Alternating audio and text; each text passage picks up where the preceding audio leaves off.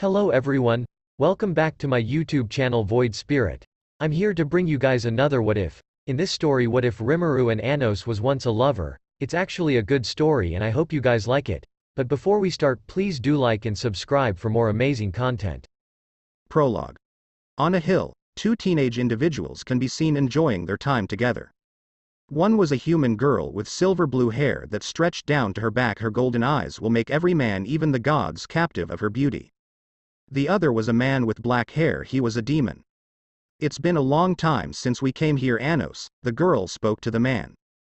Indeed, last time when we both are here we are still a child, Anos replied to the girl. I still miss the day when we both came here and everything was at peace, the girl spoke. Tell me, Remy, why are you keep protecting the humans? Anos asked. Because I believe in them, like how I believe to the other race that this war will stop, Remy replied. I see. Hey Anos, let's create a world where everyone can live in peace, Remy asks. If that is what you wish, then I will help you achieve it, and when we finish creating a peaceful world, we will get married and have a family. Remy continues Anos's sentence, which Anos smiled and hugged the girl. The two had been friends ever since they were children. Anos was an orphan and Remy was a girl born into a poor family in human society. The two meet when Anos sneaks out of the orphanage to see the human kingdom, and there he meets Remy. The two would play with each other, talks about their dream like every child would do. They grew up together until war between race broke out. Remy had been chosen by the Holy Sword Evansmana to fight the demon race. Even so, Remy still refuses to use her power to kill innocent demons. That way she was branded as a useless hero by the people in the church. Even so, she continues her life helping those that are in need, whether they are demons, humans, or any other race that would need her help. Meanwhile, the boy was chosen as the Demon Lord candidate, but the boy refused to take the throne. The two would still see each other in secret and would spend time with each other. Because the two loved each other and promised that they will end this war and create a more peaceful world where everyone can live in peace and smile on their face. After Remy meets with Anos, she went back to Azeshan, a human kingdom where she lives. Hero Remy, you are being called by the whole church and the king of Azeshan, one of the soldier called out for her. Remy only nodded and followed the soldier. When they arrived, she saw the king seating on the throne and the pope seating beside the king. Hero Remy, you are here to answer a trial, the king said. Trial? What are you talking about, your highness? Remy asks, seemingly confused by the king's words. You have been charged with treason by keeping in contact with a demon, the king said. What? Remy asks. You will be punished by death.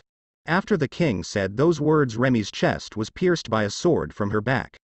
She vomited blood. She tried to heal herself with holy magic, but before she could, another sword pierced her stomach. She falls to the ground as her vision slowly fades. She thought that it was her end, but when she opened her eyes she was in a dark room. Her white clothes was drenched in her own blood. She tried to move but she couldn't. She was tied by a chain and those chains drain away her magic power. Then a priest entered and performed a spell that allowed the use to touch the soul or source of a person. The priest experimented on her for countless days to the point that Remy had been broken mentally, physically, and spiritually. Even so, she was still hanging on to her life, all because she wanted to see the man that she loved at least one more time.